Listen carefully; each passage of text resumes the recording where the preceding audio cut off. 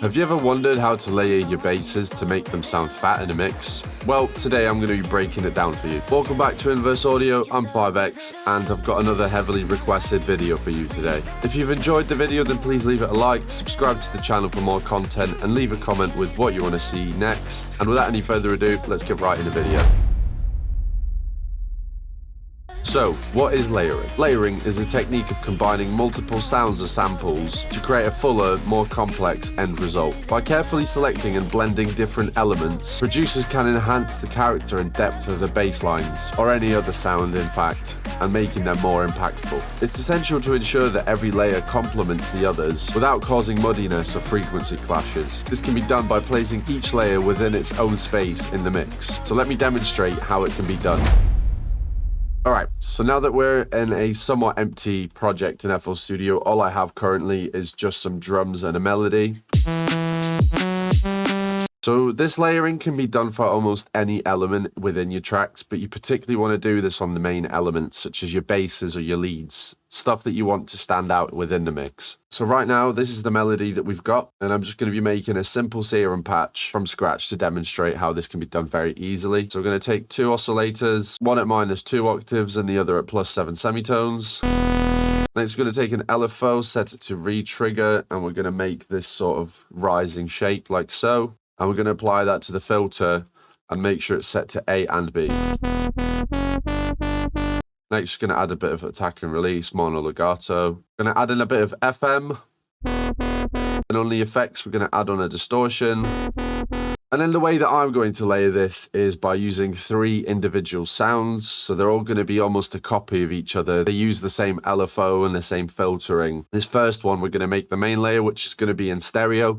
It's not going to be super wide, as we're going to have a wide layer and then a mono layer to help with mono compatibility. So for that, I'm going to be using a chorus. I'm going to turn the rate down, delay off. I'm going to play about with the depth, feedback off, and the low pass all the way up. So the wider we have this, the wider the sound is going to be. And we're going to multi-band compress it, turn down the highs.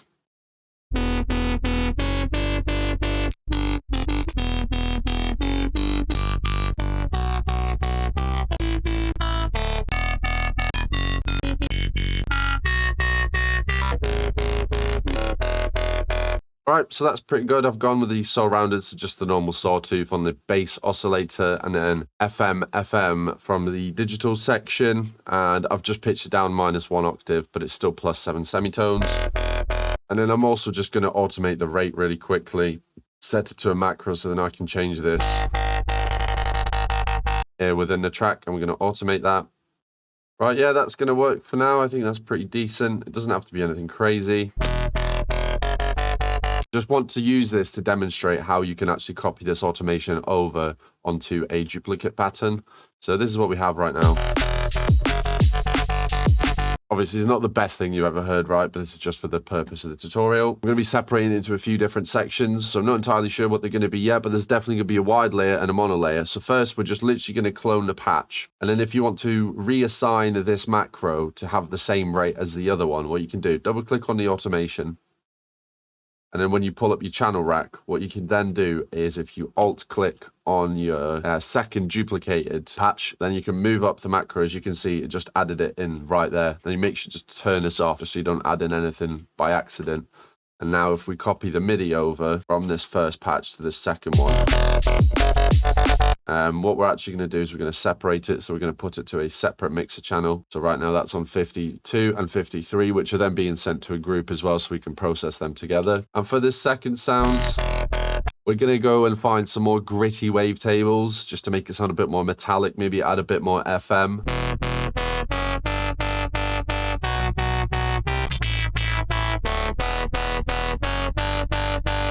Okay, so I'm pretty happy with that. I think this layer is going to be like the main harmonic layer that we're going to use as this +7. We're going to like accentuate that in the mix itself. I'm not going to be changing any of the other effects. Just going to stay how it is. So we've got Reese Mass 4 and then ICANN has kick. Then the next layer that we're going to be doing is going to be a high-end wide layer. So we're going to repeat that process again where I've just duplicated the patch and we're going to add on this macro as well so that the rate is changing with the other one, like so. And now we're going to go for some even weirder wavetables. Literally, you can start off by picking anything.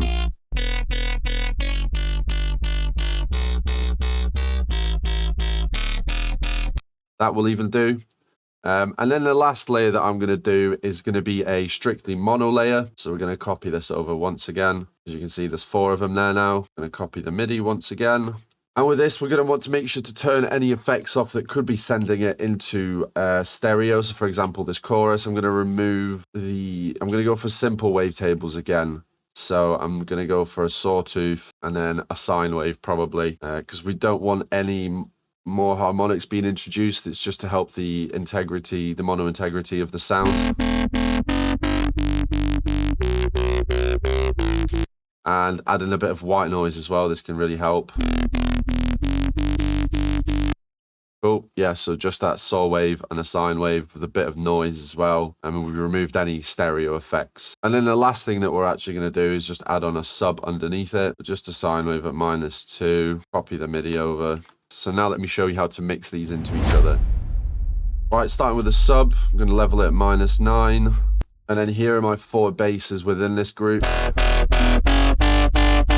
So it's important to name them, just so you don't get lost, especially when you've got quite a few sounds going on that are layered. It's really easy to get lost in your project. So we've got the 4 sounds. We've got the main bass, the harmonic layer, wide layer, and mono layer. So I'm quickly just going to process these with a few effects, nothing crazy. So we're going to start off with a rift, just to get more distortion out of this sound.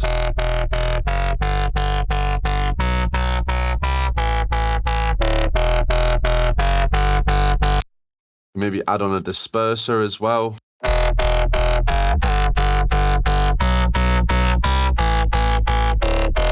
And maybe just a slight bit of OTT. And yeah, cool, that's everything for that bass. Then we're going to go for the main harmonic layer. So for this, we definitely want to push up around 500 to 1000 hertz on this one.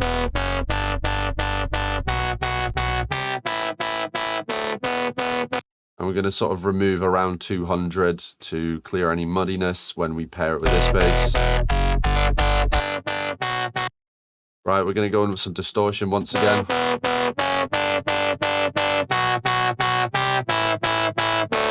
Start off with an EQ once again. This is going to be a wide layer, so we definitely don't want any low end. I'll probably want to remove around 200 hertz again, but boost the highs. But remove the really high highs because we've got the mono patch with a white noise for that. And then probably just go for some more distortion. OTT to glue the sound a bit. And then lastly, the mono layer. This is probably going to be the simplest one. It really doesn't need, any processing.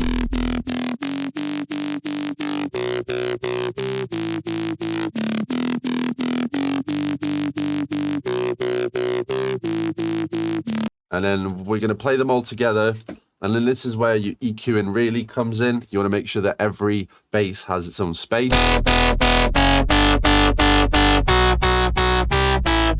I also forgot to add on like a wider, for example, on this wide bass.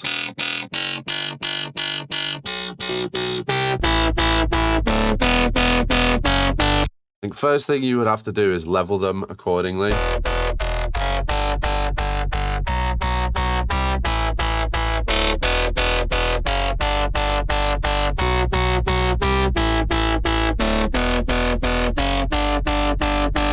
Maybe add on a bit of distortion to this mono layer as well. And this is what you're going to do, your tweaks as well. So maybe this sine wave just sounds a bit bland to me, so I'm actually going to change it for a triangle wave instead. And, something that you should be doing is playing all the sounds at once and then doing EQ accordingly with that. Because when you're hearing just the one sound, you can't hear it with context. So essentially the EQing you're doing is pretty much useless because you don't know how it's going to sound in the end.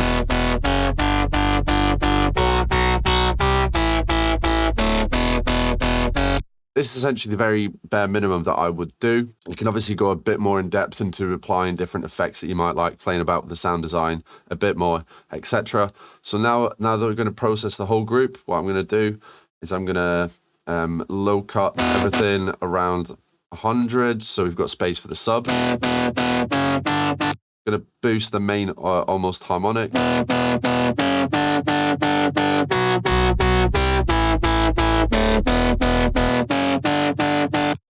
Cool, and then we play it with the sub now. And then we're just going to add on some reverb maybe.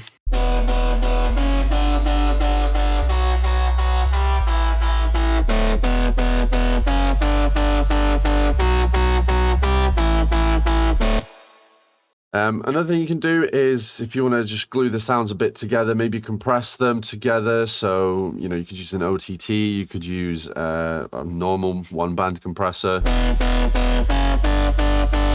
yeah, when we play that with the drums now, I'll quickly just A and B the different versions that we have. So just the one layer versus the three, and you're really going to hear how that changes.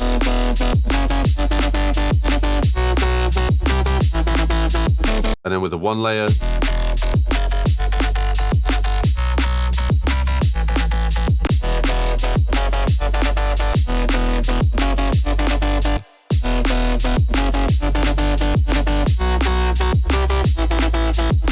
and yeah, that's just like a really basic way of how you can layer your sounds to gain more depth in the mix and just make everything just sound a lot fatter.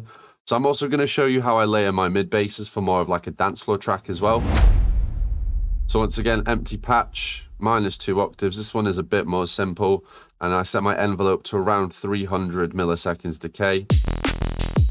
And then you can set this to your envelope as well.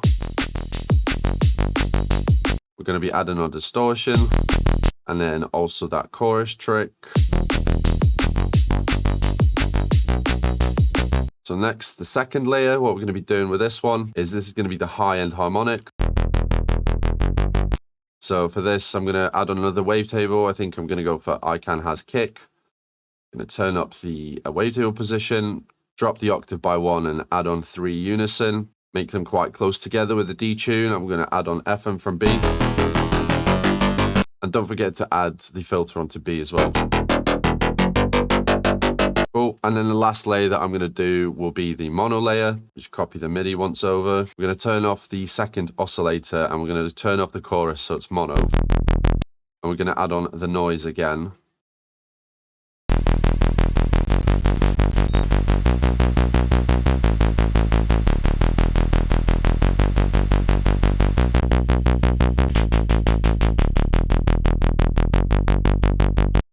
Cool. Yeah, so now with the 3 layers.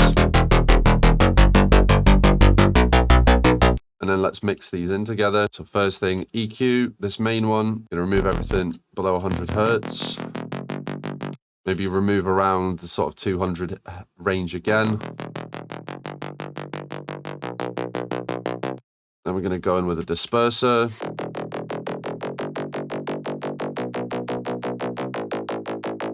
A bit of distortion. Then the second layer, we're gonna go in with an EQ again.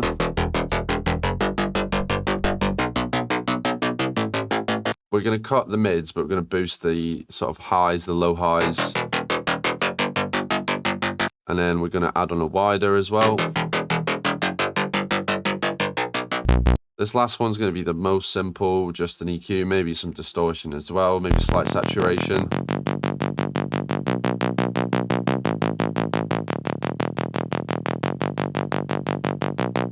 I think I'm going to use a decapitator for this. And then mix them in together.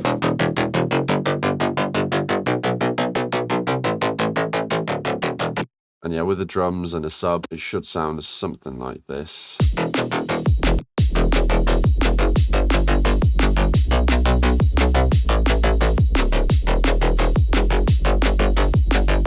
Compared to